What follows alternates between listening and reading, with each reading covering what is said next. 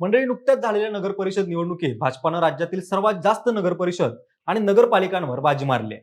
परिणामी राज्यात सर्वाधिक नगराध्यक्ष भाजपाचेच झालेले आहेत. मात्र सिंधुदुर्ग जिल्ह्यातील कणकवली आणि मालवण या दोन नगर परिषदेत भाजपाला त्यांच्या होम पिचवर निसटत्या पराभवाला सामोरं जावं लागलं.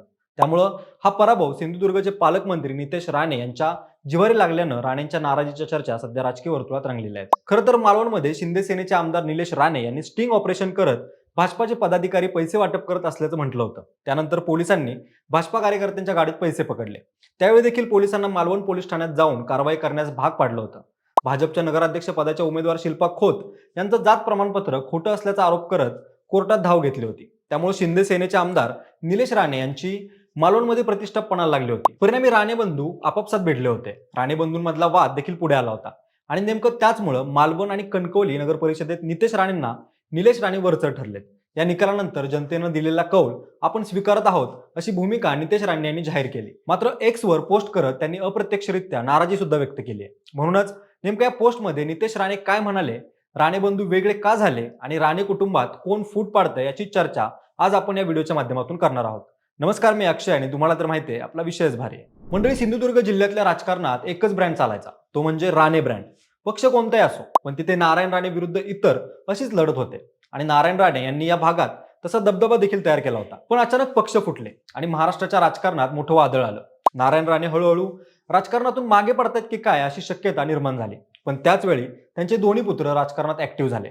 परिणामी 2024 मध्ये भाजपाने राणे कुटुंबियात नितेश राणे यांना तिकीट दिलं. तर याच वेळी एकनाथ शिंदेनी निलेश राणेंना गळाला लावलं. त्यामुळं कणकवलीमधून नितेश राणे कमळ हातात घेऊन निवडून आले, तर मालवणमधून धनुष्यबाण हातात घेऊन निलेश राणे विजयी झाले. आणि त्यानंतर एकाच घरात भाजप आणि शिंदे यांची शिवसेना हे दोन्ही पक्ष नांदू लागले. पण इथंच खरा घोळ झाला, कारण भाजपनं सिंधुदुर्ग पट्ट्यात त्यांची ताकद वाढवण्यासाठी निलेश राणे यांना वरचढ ठरवत शिंदेच्या सेनेवर मात करण्यासाठी नितेश राणेंना मंत्रिपद दिलं असं देखील बोललं जातं. आणि त्यामुळे राणे कुटुंबात ठिणगी पडली आणि हळूहळू राणे बंधू एकमेकांच्या राडारवर यायला लागले. परिणामी नगर परिषदेच्या मैदानात या ठिणगीचा वणवा झाला. त्याचं कारण ठरलं भाजप.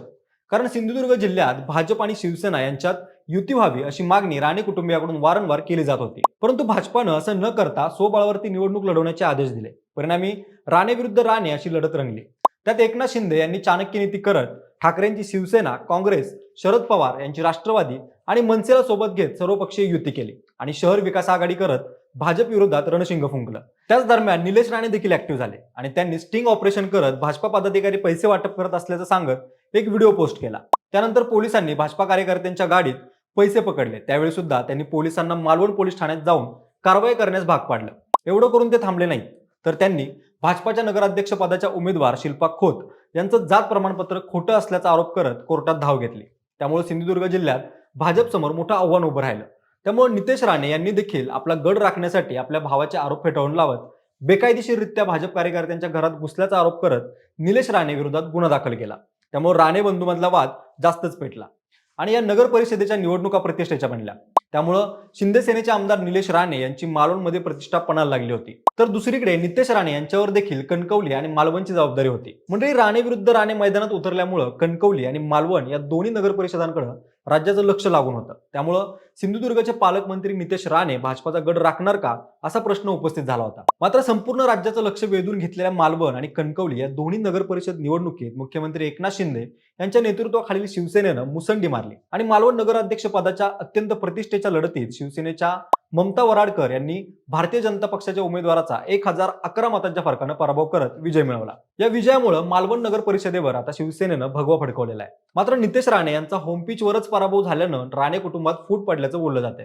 खरं तर राणे कुटुंबियांकडून रवींद्र चव्हाण यांच्याकडे महायुती म्हणून ही निवडणूक लढवली पाहिजे अशी मागणी केली जात होती. पण भाजप प्रदेशाध्यक्ष रवींद्र चव्हाण यांनी तसं न करता सख्या भावाला वैरी केलं असं देखील आता बोललं जाते. मात्र या सगळ्या राजकीय घडामोडी चालू असताना नारायण राणे मात्र गप्पच राहिले, कारण त्यांना दोन्ही राणे बंधूंची बाजू घेता आली नाही. त्यांनी चुप्पी राखणं शहाणपणाचं समजलं. पण या निकालांमुळे पालकमंत्री नितेश राणेंच्या नेतृत्वावर प्रश्नचिन्ह उपस्थित होत असून त्यांना कणकवली आणि मालवण या दोन्ही ठिकाणी अपयश पचवावं लागत आहे. विशेषतः कणकवलीत भाजपाला स्पष्ट बहुमत न मिळाल्यानं नितेश राणेंना हा मोठा राजकीय धक्का मानला जातोय. या विजयानंतर कणकवलीचे विजयी उमेदवार संदेश पारकर यांनी कणकवलीकरांचे आभार मानत या विजयात साथ दिलेल्या सर्व सहकाऱ्यांचे मनापासून अभिनंदन केलं. तसंच उपमुख्यमंत्री एकनाथ शिंदे, उदय सामंत आणि आमदार नितेश राणे यांचे विशेष आभार व्यक्त केले. कणकवलीत नकारात्मक वातावरण दूर करून विकासाचे नवे पर्व सुरू होईल असा विश्वासही त्यांनी दिला. परंतु सिंधुदुर्ग जिल्ह्यात नितेश राणे यांचा ठरवून गेम केला का असं देखील बोललं जाते. कारण एकनाथ शिंदेच्या शिवसेनेला कोकणामध्ये पाय रोवायचे आहेत. सिंधुदुर्गामध्ये राणेच्या नेतृत्वात भाजपाची तिथं सत्ता आहे. रत्नागिरीचे शिंदे गटाचे नेते उदय सामंत हे आपसुकच सिंधुदुर्गवरती शिंदे सेनेचं वर्चस्व निर्माण करायच्या तयारीत आहेत.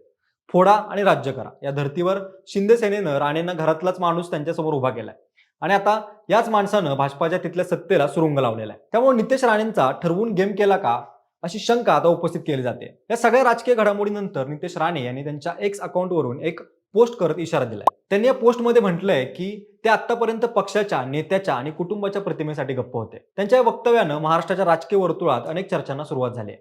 त्यांचा रोग नेमका कुणाकडे आहे?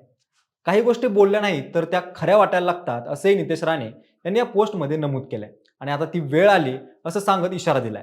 पण मंडळी, या राजकीय रणधुमाळीत सर्वच राजकीय पक्षांनी स्वतःची पोळी भाजली. दुसऱ्या बाजूला राणे कुटुंबियांमध्ये दुरावा आलाय, हे मात्र खरं.